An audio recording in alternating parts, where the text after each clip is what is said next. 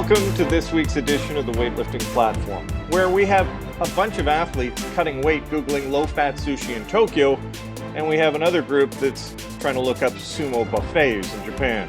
The Weightlifting Platform is brought to you by the Panamerican Weightlifting Federation. I'm your host, Richard Mason.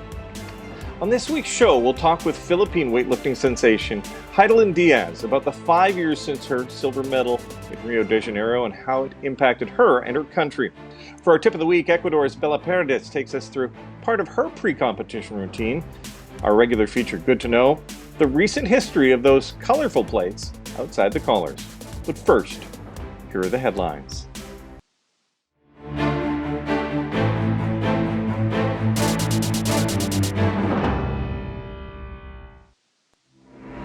And now, we wait. Another important benchmark is passed as athletes line up for the chance to be called Olympian and participate in the next Summer Games. The last qualification events wrapped up May 31st, and then national Olympic committees had to submit their lists. What is right about now that nations need to confirm the athletes and bodyweight categories for the Games. Each step brings us a little bit closer to the 98 men and 98 women who will lift for gold at the Tokyo International Forum.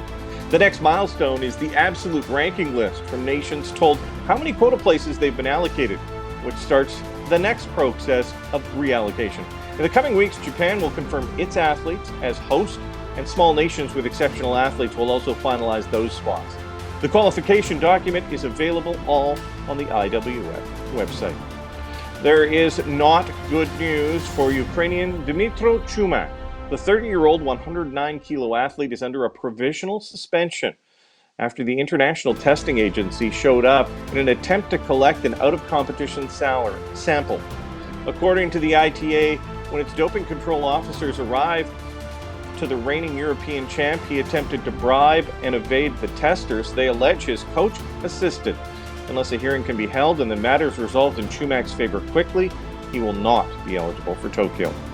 A recent survey says Japanese citizens are split on whether the Olympics will proceed next month. 50% say it will go ahead, 48% say it will be canceled.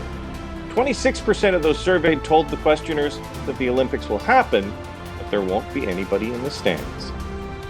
And those are today's headlines. Now, good to know.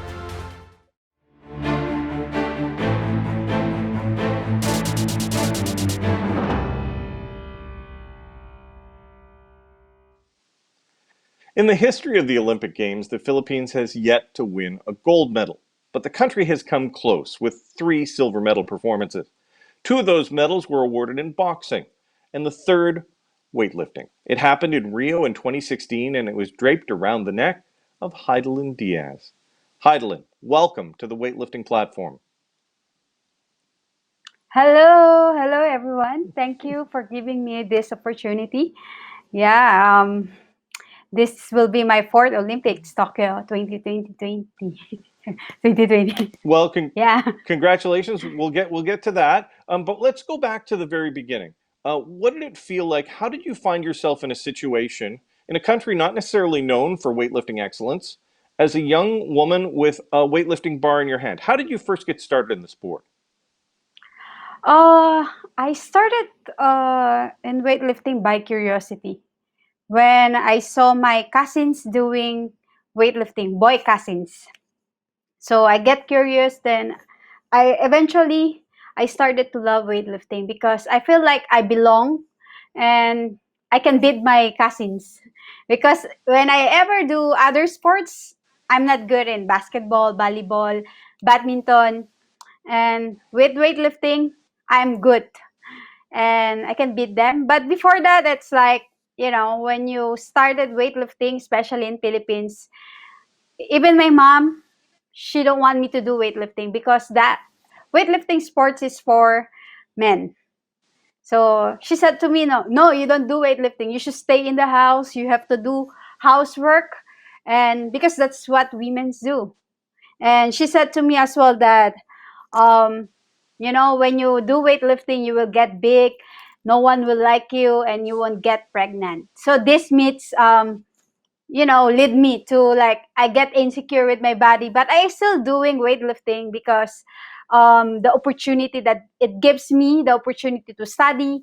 It gives me the opportunity to represent the Philippines, and it gives me opportunity as well to travel around the world and to see different people and culture. Now, you talk about how your mom wasn't necessarily in favor. Was it difficult to find, was your cousin's coach willing to take on a female athlete? Yeah, my cousin coach willing to coach me, and eventually it's like it leads like my other cousin, women cousin, also get into weightlifting. We also like eventually get more women's weightlifter, so it became fun. Community of female athletes together, you guys kind of formed a team. You kind of formed a bond. Yeah, we kind of form a band, then there's a competition, and also it's like because we do it because we have the scholarship in school. That's why we do it, and eventually some of my cousins graduated in college already and have their job. Now, let's talk about your first competition. You walked in there, you trained in the gym, you knew the lifts, but competition is different. Was it what you expected, your first competition? My first competition is I was gold, but I am alone in that category. Then, but my international first international competition, of course, I did not expect to win. Uh, uh, Not performing well. It's like always the last of the last.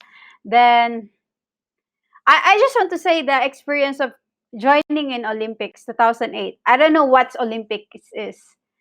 And I was wildcard that time, and I was giving the opportunity to see how big Olympic, especially for us an athlete. Like for me, when I was kid, I don't dream to compete in Olympics. Like I don't even know what Olympic is. But last 2008, it opens my mind, and I saw the opportunity that Olympics gave me. It gives me direction. Now, 2008, you were just 17 years of age when you lifted in Beijing. Yeah, Was it overwhelming? Because that's a big games, a big experience. actually, no, it's not overwhelming. I just want to perform my. That's my first time to do Olympics, but I don't know what Olympic is. I just compete there, and I was like, "Whoa, this is Phelps, this is this and that." But really, I it just an eye opener for me. It opens an opportunity, and it opens my heart to dream high. Because if you have the dream, you will do you like after Olympics. I was wild card, and I was said like I want to compete in next Olympics to get qualified. So So let's talk about that. Now, your totals seem to be increasing. You're working your way towards London.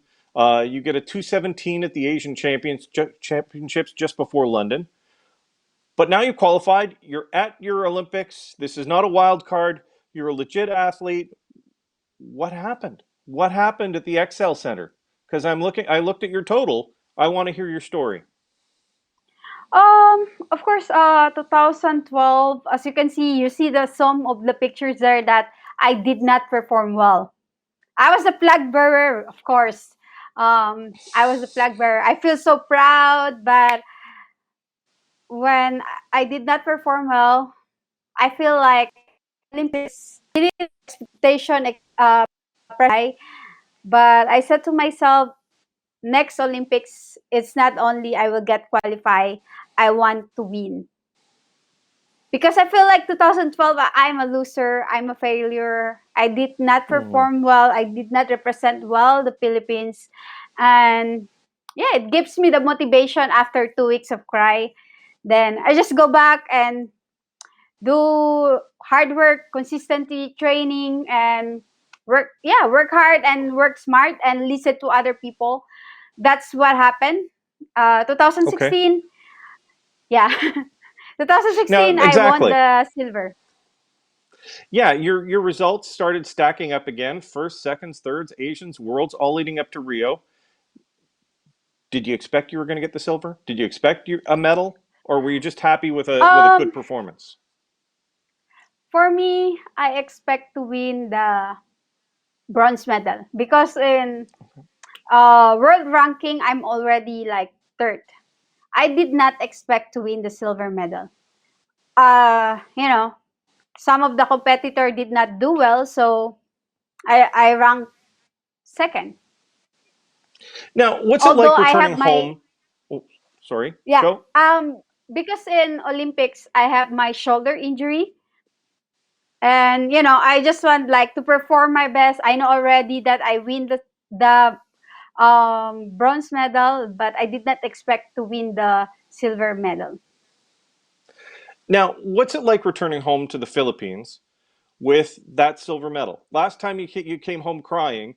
This time you came home no tears, I'm hoping.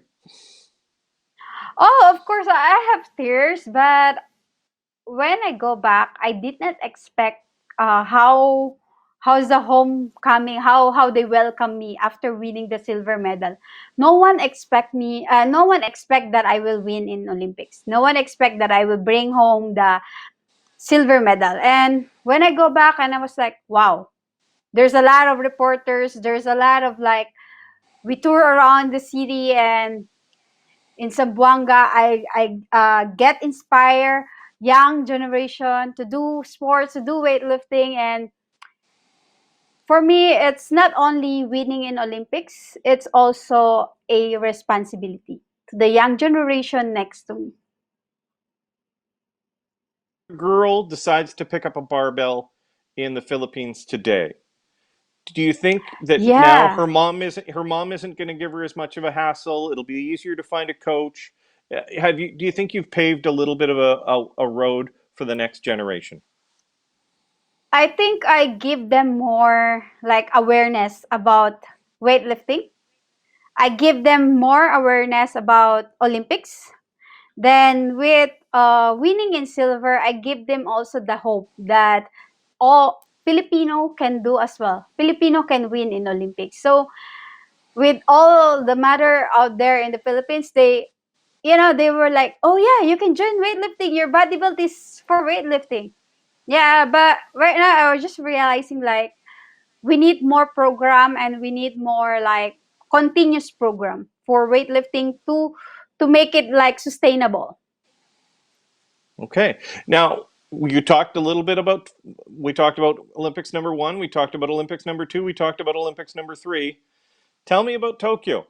Are you going? Are you on the list? Are you for sure? Where are you at? Currently, I'm in ranking fourth in ranking for Tokyo 2020, and I'm next to three Chinese lifter. So as you can see, I'm still like fighting for medal. Hopefully, I can perform well, and I will always do my best for the Philippines, for weightlifting, and for myself, and for the team behind me. Because now Olympics, it's like it's not only me. There are No. people behind me. That's why I'm still like maintaining, sustaining my performance, and still doing my best and performing my best because there are people behind me. Fantastic. Now, stick with us. We're going to put you on our little segment we call On the Clock. We'll have some fun questions for you in just a few moments' time. And we go on the clock next.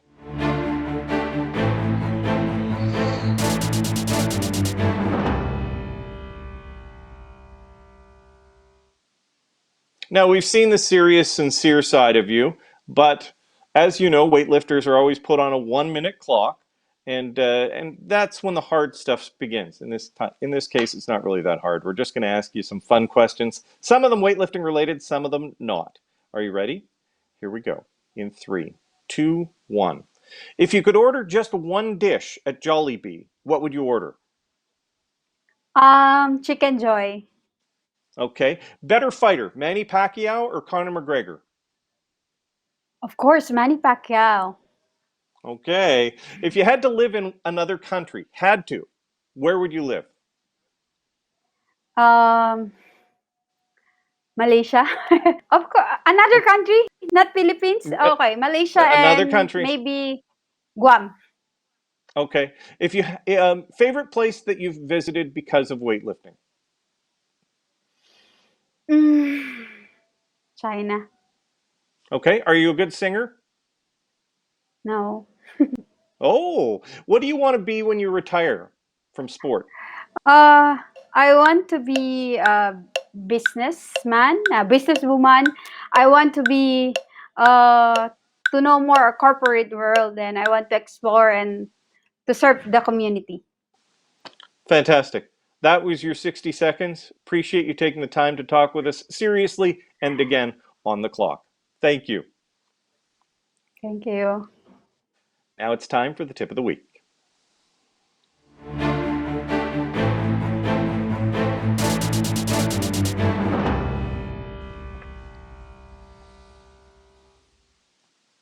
Ecuador had a big presence at the last Junior World Championships in Tashkent.